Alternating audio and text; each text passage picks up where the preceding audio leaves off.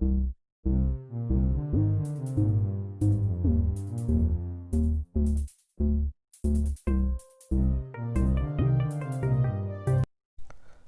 Students, welcome to my YouTube channel commerce classes by Vishal sir. आप सभी का मेरे यूट्यूब चैनल पे एक बार फिर से हार्दिक स्वागत है।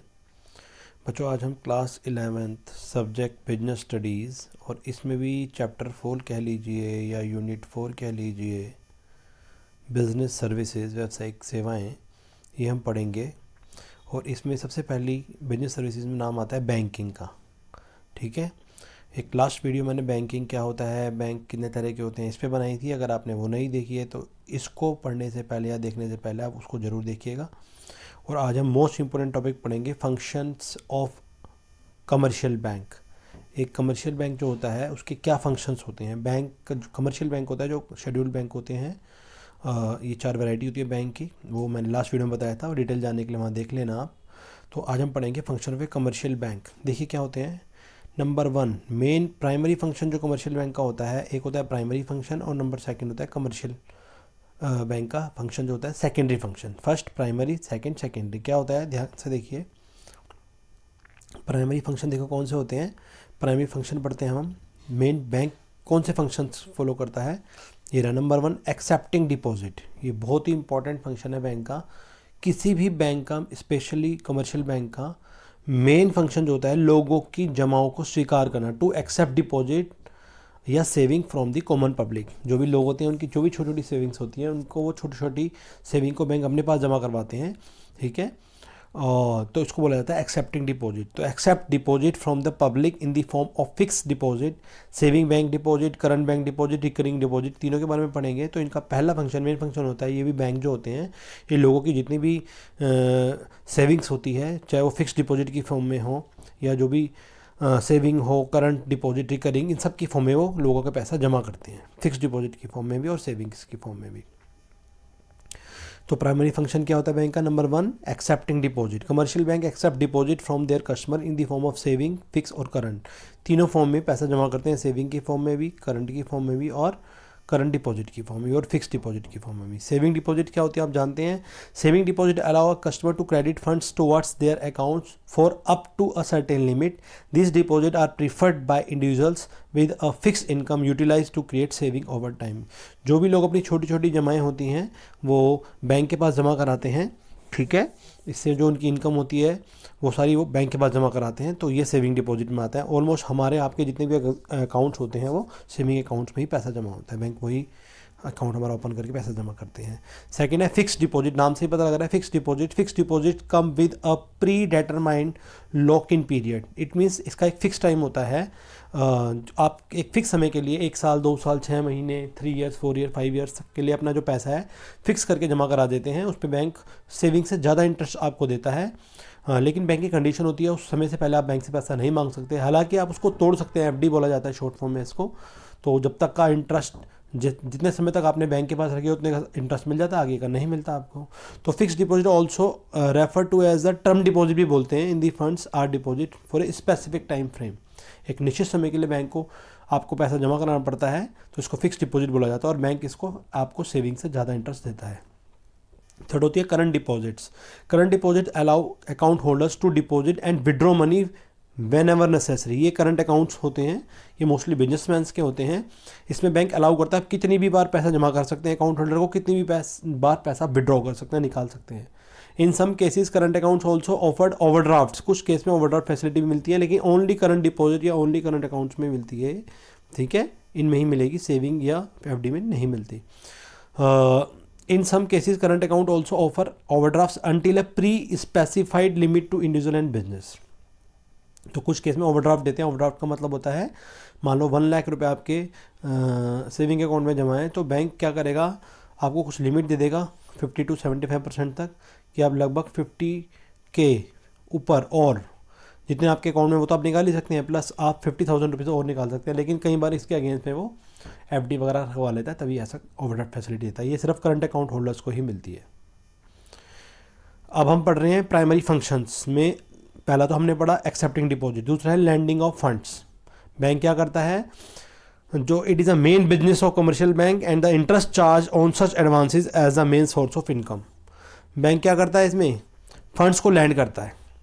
ये बिजनेस, मेन बिजनेस होता है बैंक का, आपकी जो है मेन एक्सेप्टिंग डिपॉजिट करता है, ठीक है। उसके बाद वो इंटरेस्ट चार्ज करता है on such advances in the main source of income. It may be in the form of cash credit, overdraft, discounting of bills, term loans. तो बैंक इन पे क्या करता है, इन सब पे बैंक पैसे कमाता है। कुछ एडवांसेस पे इंटरेस्ट चार्ज करता है, कुछ कैश क्रेडिट ओवरड्राफ्ट पे लेता है। जैसे मैं आपको अभी बता रहा था पीछे कि मान लो एक सेविंग वाला है, सेविंग वाले ने 50 के अपने अकाउंट से एडिशन पैसे निकाली, तो बैंक इस पे इंटरेस्ट लेगा। फिर एक फिक्स होगी जो ओवरड्राफ्ट अमाउंट है, ओडी अमाउंट है, उस पर इंटरेस्ट लिया जाएगा। ये कैश क्रेडिट ओवरड्राफ्ट की फॉर्म में हो सकता है, डिस्काउंटिंग ऑफ बिल की फॉर्म में हो सकता है, टर्म लोन के फॉर्म में हो सकता है। तो बैंक क्या करता है, लैंडिंग ऑफ फंड्स, ठीक। आगे सेकेंड हम पढ़ रहे हैं प्रोवाइडिंग लोन्स। बैंक लोन भी प्रोवाइड करता है अपने फंड को आगे, मतलब जो भी पैसा आपका जमा होता है बैंक अपने पास नहीं रखता, उसको आगे दूसरे लोगों को, दूसरे बिजनेसमैनों को आगे लोन पे दे देता है और ज़्यादा इंटरेस्ट लेता है। मान लीजिए आपकी सेविंग पे आपको 4% या 5% मिल रहा है, तो बैंक उस पैसे को आगे चलाकर 8-10% तक कमाएगा और तभी आपको भी देगा और अपने एम्प्लॉइज़ की सैलरी भी निकालेगा। तो बैंक का सेकंड फंक्शन होता है providing loans. One of the main function of the commercial bank is providing credit to organisations and individuals. तो ये इसका मेन फंक्शन होता है लोन देना, पहला एक्सेप्टिंग डिपॉजिट, दूसरा प्रोवाइडिंग लोन्स, और and profit from the earn interest. आगे जो भी पैसा आपका जमा होता है सेविंग्स की फॉर्म में, करंट सेविंग्स की फॉर्म में, एफडी की फॉर्म में, वो बैंक आगे लोन पे चला देता है उस पैसे को, और उससे जो इंटरेस्ट आता है बैंक आपको भी देता है वो एज सेविंग पे इंटरेस्ट, और अपने एम्प्लॉइज़ की सैलरी भी निकालता है। Usually bank retain a small reserve for their expense while offering the remaining amount to customers as various type of short and long term credit. इसका मैं एक छोटा सा एग्जांपल देता हूँ आपको। मान लीजिए कोई बैंक है, उस पर 50 लाख रुपए जमा हो गए, 50 लाख रुपए बैंक के पास जमा है, और बैंक को पता है कि 50 लाख कोई भी एक साथ निकालने नहीं आएगा, तो बैंक क्या करेगा, 40 लाख तो आगे लोन पे चला देगा, सिर्फ 10 लाख अपने पास बैंक कैश रखेगा, बाकी 40 लाख को आगे लोन पे दे देंगे दूसरे लोगों को या दूसरे बैंकों को या इंस्टीट्यूशंस को। तो बैंक क्या करेगा, 10 लाख अपने पास रखेगा मैक्सिमम एक दिन में। तो commercial bank provide both secured and secured loan, ये कैटेगरीज होती हैं इनकी दोनों तरीके। एक होता है cash credit. Commercial bank and its function include extending advances to individual and organisation against bonds, inventories and other type of securities. Commercial bank का ये फंक्शन है, ये भी इसमें क्या करते हैं, वो कुछ कैश एडवांस की फॉर्म में देते हैं इंडिविजुअल्स को, ऑर्गेनाइजेशंस को, इन्वेंट्रीज के अगेंस्ट में, बॉन्ड के अगेंस्ट में, टाइप्स ऑफ सिक्योरिटी के अगेंस्ट में। This facility commonly known as cash credit, इसको कैश क्रेडिट बोला जाता है। Provides a more substantial sum when compare to other forms of credit. तो कैश क्रेडिट ये होता है, बैंक आपको एक तरह से उधार देता है। शॉर्ट टर्म क्रेडिट भी होते हैं इसमें, लॉन्ग टर्म भी होते हैं। Short term loans are, short term credit का मतलब लोन से है यहाँ। शॉर्ट टर्म क्रेडिट या short term loans are usually please without any security. Short term जो होते हैं 6 महीने तक के लिए कई बार बैंक बिना किसी सिक्योरिटी के भी दे देते हैं। Offering a smaller loan amount and repayment tenor. These are also refer to as personal loan भी कहते हैं इन्हें। थोड़े समय के लिए दे देता है बैंक और इस पर ज़्यादा सिक्योरिटी वगैरह लगवाता नहीं है, सैलरी स्लिप वगैरह से काम हो जाता है, पर्सनल लोन दे देते हैं बैंक, ठीक है। फिर एक होता है credit creation. A unique function of commercial bank is credit creation. Credit creation का मतलब होता है पैसे से पैसा कमाना, ठीक है। तो बैंक क्रेडिट से क्रेडिट जनरेट करता है, पैसे से पैसा जनरेट करता है। Instead of offering liquid cash, bank create a line of credit and transfer the loan to a business or a commercial body all at once. तो बैंक क्या करता है, एक लाइन ऑफ क्रेडिट तैयार करता है, ट्रांसफर की तैयार करता है, बिजनेसमैन को दे देता है, कमर्शियल बॉडी को देता है एक ही साथ। तो एक तरह से बैंक 100 रुपये को, आपके 100 रुपये को वो 1000 रुपये बना सकते हैं, ठीक है। तो क्रेडिट क्रिएशन की फॉर्म में आता है। सेकंड जो मेन फंक्शन होता है बैंक का, वो फंक्शन होता है सेकेंडरी फंक्शन में क्या आता है, सेकेंडरी फंक्शन पहले प्राइमरी था accepting deposit and granting loans, दूसरा था सेकेंडरी फंक्शन पढ़ रहे हैं अब जो हम पढ़ रहे हैं सेकेंडरी। इट इंक्लूड्स मतलब बैंक इसके अलावा जो है एक्सेप्टिंग डिपॉजिट और प्रोवाइडिंग लोन के अलावा भी काम करता है, वो ये वाले काम हैं। इट इंक्लूड्स एजेंसी सर्विसेज आती हैं, जनरल यूटिलिटी सर्विसेज आती हैं। Agency services are offer to the customer and general utility service to the public. Agency services तो कस्टमर को देता है, जबकि जनरल यूटिलिटी सर्विस जो है पब्लिक के लिए होती है। तो ये इस तरह के काम भी बैंक करता है। बैंक चेक फैसिलिटी भी देता है। Collection of cheque is an important service provided by the bank to its customer. आप किसी भी बैंक का चेक जमा करा सकते हैं, आप किसी भी व्यक्ति को, पर्सन को अपने बैंक अकाउंट से पेमेंट चेक के थ्रू दे सकते हैं। तो चेक भी आगे 2-3 तरह के होते हैं। एक होता है क्रॉस चेक, होता है बीरर चेक। क्रॉस चेक क्या होता है, जब एक चेक के बीच 2 लाइनें ऐसे पड़ जाती हैं जैसे आप यहाँ देख रहे होंगे, तो इसे क्रॉस चेक कहते हैं। ये सेफ्टी हो जाती है। क्रॉसिंग ऑफ चेक मीन्स होता है ये चेक जिसका नाम यहाँ पर लिखा गया है उसका अकाउंट में ही जमा होगा, उसको इन हैंड पैसे नहीं मिलेंगे। एक होता है बियरर चेक, इसे अनकैश एट द बैंक, इसे बैंक के काउंटर पे ही पेमेंट हो जाती है इसकी। तो bearer means blank cheque, cross means 2 line वाला चेक। आगे कह रहा है remittance of fund, bank fund को लौटा भी देता है। Transfer of fund from one account to another account is made possible by issuing demand draft. DD बोलते हैं इसको, डिमांड ड्राफ्ट बोलते हैं। आप अपने एक अकाउंट से पैसा दूसरी जगह कहीं भी गवर्नमेंट के खाते में, अपने खाते में, किसी प्रॉपर्टी खाते में डिमांड ड्राफ्ट के थ्रू कर सकते हैं। तो ये एक तरह से ट्रांसफर ऑफ फंड कहलाता है, one account to another account. ठीक है, डीडी बनता है, इस पर एक डीडी का नंबर होता है, ये डीडी नंबर है, देखो लिखा हुआ है। ये एक स्पेसिमेन दे रखा है डीडी का, डिमांड ड्राफ्ट बोलते हैं। मोस्टली कॉलेज वाले अपनी फीस डिमांड ड्राफ्ट के थ्रू ही फॉर्म में लेते हैं। आगे थर्ड है एलिट सर्विसेज, पर्सनल सर्विसेज भी बैंक देता है। It includes payment of insurance premium भी आपके बिहाफ पे बैंक पे कर देगा, टेलीफोन चार्जेस भी आपके पे कर देगा, कलेक्शन ऑफ डिविडेंड भी ले लेगा बैंक, इंटरेस्ट भी ले लेगा, तो इंश्योरेंस प्रीमियम, हाउसिंग लोन का भी दे देगा। तो बैंक हर तरह के जो पर्सनल सर्विसेज हैं, एलिट सर्विसेज इन्हें बोलते हैं, ये बैंक ये भी काम करता है। अभी सेकेंडरी फंक्शन को थोड़ा सा और पढ़ लेते हैं। और फंक्शन हम क्या सेकेंडरी फंक्शन करता है bank, the following can be consider secondary function. Bank secondary function के तौर पर ये वाले काम करता है। नंबर 1, प्रोवाइडिंग लोकर फैसिलिटीज़। बैंक आपको लोकर फैसिलिटी देता है। लोकर फैसिलिटी क्या होती है, बैंक में आपका एक लोकर होगा, उसमें आप अपना कोई भी प्रीशियस ज्वेलरी, डॉक्यूमेंट, प्रॉपर्टी, कागज, जो भी आपको इंपॉर्टेंट लगता है कि चोरी हो सकते हैं, वो आप बैंक के लॉकर में रख सकते हैं। इसकी 2 चाबीज होती हैं, एक चाबी आपके पास आती है, एक मास्टर की बैंक के पास आती है। जब वो दोनों चाबी मिलती है तब ये लॉकर खुलता है। और इस लॉकर्स के लिए बैंक आपसे कुछ ना कुछ पर मंथ 500, 1000, 2000 जिस हिसाब से आप लॉकर लेते हैं उस हिसाब से बैंक पर मंथ इसकी कुछ चार्जेस, रेंट वगैरह लेता है। तो locker facility eliminate the impending risk, theft or loss which prevail that kept at home. जो आपके घर पे जो आपको लगता है चीज़ सेफ़ नहीं है तो वहाँ ज़्यादा सेफ रहती है लॉकर में। नंबर 2 बैंक क्या करते हैं, डीलिंग इन फॉरेन एक्सचेंज में भी डील करते हैं bank. Commercial bank help provide foreign exchange to individual and organisation which export and import goods from overseas. तो कमर्शियल बैंक आपको फॉरेन एक्सचेंज भी करते हैं, आपकी जो करेंसी है उसको फॉरेन एक्सचेंज में भी एक्सचेंज करके दे देंगे। However only certain banks which have the licence to deal in foreign exchange are eligible for such transaction. लेकिन ऐसे कुछ सिलेक्टेड बैंक है, एग्जिम बैंक बोला जाता है, एक्सपोर्ट इम्पोर्ट बैंक, या जो फॉरेन एक्सचेंज के अलग से बैंक है वो उन्हीं को ये फैसिलिटी मिलती है और वही ऐसा कर सकते हैं। फिर एक्सचेंज ऑफ सिक्योरिटीज़, बहुत सारे बैंक आपकी सिक्योरिटी को भी एक्सचेंज कर देते हैं। Another function of commercial bank is to trade in bonds and securities. बहुत सारे बैंक आपका डीमेट अकाउंट खुलवाते हैं और डीमेट अकाउंट के थ्रू वो आपके ऑर्डर पे सिक्योरिटी को खरीदते और बेचते हैं। डीमेट होता है डीमेटरलाइज अकाउंट बोलते हैं इसको। कस्टमर्स कैन परचेज और sell the unit from the financial institution itself which offers more convenient than alternate approaches. तो बैंक ज़्यादा सेफ है इस चीज़ में। और discounting of bill of exchange, discounting of bill of exchange का मतलब मान लीजिए बैंक क्या करता है, बैंक का ये मेन फंक्शन है कमर्शियल बैंक का, टुडेज डेट में किसी भी बिल को डिस्काउंट करा सकते हैं। बिल आप पढ़ेंगे 11th क्लास में आएगा, एक बिल्स ऑफ एक्सचेंज चैप्टर होता है, इसमें BR होता है, बिल्स रिसीवेबल, और एक इसी का दूसरा पोर्शन होता है बिल्स पेबल।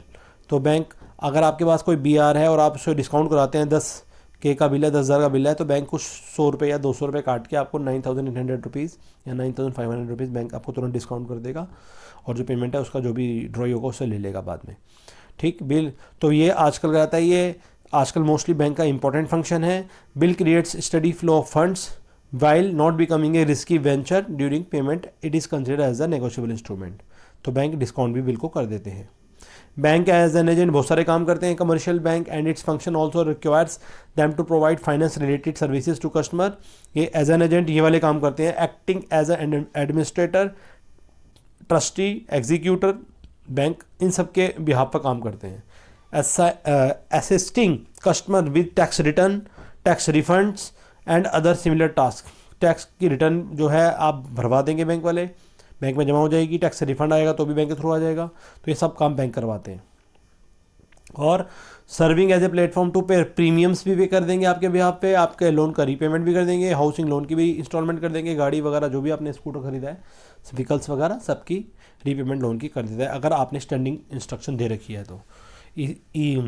ECS बोला जाता है इसको, ECS से पैसे कट जाते हैं, होम लोन के भी, हाउसिंग लोन के भी, एसेट लोन के भी, किसी व्हीकल लोन के भी। Offering a platform to electronic fund transfer का भी प्लेटफॉर्म देता है आजकल बैंक आपको। मोबाइल बैंकिंग के थ्रू आजकल हर बैंक का मोबाइल एप्लीकेशन, उसके थ्रू आप सारा काम कर सकते हैं। आपको बैंक जाने की ज़रूरत नहीं है, बशर्ते आपके खाते में पैसे होने चाहिए। तो processing of cheque, draft, bill, ये सब काम बैंक करते हैं। अब हम काफ़ी इंपॉर्टेंट टॉपिक पढ़ रहे हैं, इसको बोलते हैं ई बैंकिंग या इलेक्ट्रॉनिक बैंकिंग। इलेक्ट्रॉनिक बैंकिंग या इंटरनेट बैंकिंग इसको आप कह सकते हैं। Any user can get connected to the bank's website to perform banking operation and services with help of a computer और मोबाइल फ़ोन। इसका मतलब होता है आप अपने मोबाइल फ़ोन या कंप्यूटर के थ्रू अपनी बैंक की वेबसाइट को ही परफॉर्म कर सकते हैं एज ए बैंकिंग ऑपरेशंस के और सर्विसेज के लिए। जैसे एग्जांपल दे रखा है SBI का, ठीक है। तो आजकल SBI, PNB, कैनरा बैंक सबकी अलग अलग ऐप हैं। आप मोबाइल से या इंटरनेट बैंकिंग के थ्रू कभी भी उस काम को इलेक्ट्रॉनिक फंड ट्रांसफर कर सकते हैं। मतलब मैनुअल करने की जरूरत नहीं है, आपका इलेक्ट्रॉनिक फॉर्म में, इंटरनेट फॉर्म में फंड ट्रांसफर हो जाएगा, सारे काम हो जाएंगे। ई बैंकिंग सर्विसेज बैंक क्या क्या देते हैं, पढ़ते हैं। इसमें ATM आता है आपका, ऑटोमेटेड टेलर मशीन। ATM आपने देखा होगा, आप पैसे निकालने जाते होंगे मोस्टली, तो ये ATM का एग्जाम्पल है, जगह जगह बहुत सारे हैं। और एक है EFT, इसको होते हैं electronic fund transfer, national electronic fund transfer, NEFT बोला जाता है इसको, NEFT। नेक्स्ट वीडियो मैंने नेफ्ट और RTGS दोनों पे बना रखी है, बहुत ही इंपॉर्टेंट वीडियो है, ये ज़रूर आप देखना। आप सारे कॉन्सेप्ट नेफ्ट और RTGS के, नेफ्ट की फुल फॉर्म होती है नेशनल इलेक्ट्रॉनिक फंड ट्रांसफर, और RTGS की होती है रियल टाइम ग्रोथ सेटलमेंट। मैंने दोनों पे वीडियो बना के दोनों का डिफरेंस नेक्स्ट वीडियो में बनाया है। ये नई टर्मिनोलॉजी है, मोस्टली क्वेश्चन आ रहा है 11th क्लास में थ्योरी में भी, तो वैसे भी नॉलेज के लिए ज़रूरी है। तो आप इन दोनों, जो मैंने एक वीडियो दोनों को मिला के बनाई है, आप जरूर देखिएगा, आपको सारे कॉन्सेप्ट अच्छे से क्लियर हो जाएंगे। फिर नंबर है POS, इसे बोलते हैं पॉइंट ऑफ सेल। मोस्टली दुकानों पे आपने देखा होगा, आजकल आपको कैश ले जाने की जरूरत नहीं है, आप डेबिट कार्ड, क्रेडिट कार्ड रखिए और POS के थ्रू आप कुछ भी सामान खरीद सकते हैं। और EDI, इलेक्ट्रॉनिक डाटा इंटरचेंज, ठीक है। मतलब एक फ़ोन से दूसरे फ़ोन में, एक अकाउंट से दूसरे अकाउंट में इलेक्ट्रॉनिक फॉर्म में पैसा ट्रांसफ़र हो जाता है, कोई चेक वेक देने की ज़रूरत नहीं है। क्रेडिट कार्ड्स आप जानते ही हैं, क्रेडिट कार्ड क्या होते हैं कि जितनी लिमिट आपकी है, मान लो आपका 50K की लिमिट है क्रेडिट कार्ड की और 45 डेज़ आपको टाइम दिया गया है। तो अगर आप मान लो 50,000 रुपये खर्च करते हैं तो 45 दिन तक उस पैसे को, बेशक आपके अकाउंट में उतने हों या ना हो, 50,000 तक आप शॉपिंग कर सकते हैं, कुछ भी खरीद सकते हैं। और बैंक्स आपसे 45 डेज़ के बाद इंटरेस्ट लेगा, 50 डेज़ का कुछ नहीं लेगा। इसको क्रेडिट कार्ड की फॉर्म बोला जाता है। और एक होता है डेबिट कार्ड। डेबिट कार्ड फिर कभी बात करेंगे उसके बारे में। आप देखिए बेनिफिट ऑफ ई बैंकिंग, इसके फ़ायदे क्या होते हैं ई बैंकिंग के। देखिए एनी टाइम सर्विसेज, कहीं जाने की ज़रूरत नहीं, घर पे बैठिए। 24/7 बोलते हैं इसको, 24 आवर 7 डेज़, पूरा साल ही हो गया, ठीक। 24 घंटे 7 दिन आप कभी भी कहीं भी अपने मोबाइल से इंटरनेट के थ्रू आप ई बैंकिंग कर सकते हैं, आपको कहीं जाने की ज़रूरत नहीं है। एनी वेयर बैंकिंग, कहीं भी कर सकते हैं, चाहे घर पे हो, चाहे ऑफिस में हो, चाहे मार्केट में हो, कहीं भी कर सकते हैं। क्रिएट्स फाइनेंशियल डिसिप्लिन, इससे फाइनेंशियल डिसिप्लिन रहता है। जब आपकी मर्जी है, जब आपका इंटरेस्ट है, जब आपकी विल है, तब आप करेंगे, जब नहीं है तो नहीं करेंगे। इससे रिस्क कम रहता है और ग्रेटर सिक्योरिटी रहती है। कुछ पासवर्ड्स होते हैं, कुछ हाई सिक्योरिटी पासवर्ड्स होते हैं, तो वो जब तक आप नहीं डालेंगे तब तक ये नहीं चलेगा। तो इससे रिस्क कम है और सिक्योरिटी आपकी काफ़ी अच्छी रहती है।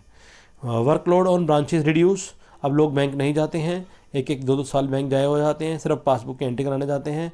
वो भी एंट्री स्टेटमेंट की फॉर्म में आपको आपकी मोबाइल ऐप के से या इंटरनेट बैंक थ्रू मिल जाती है।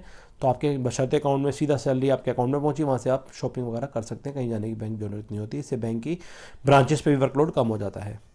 इसी के साथ ये वीडियो ख़त्म होती है। आई होप आपको ये अच्छी लगी होगी। अगर आपको अच्छी लगे तो उसको आप लाइक करें, मेरे चैनल को सब्सक्राइब करें और अपने जैसे फ्रेंड्स में शेयर ज़रूर करें।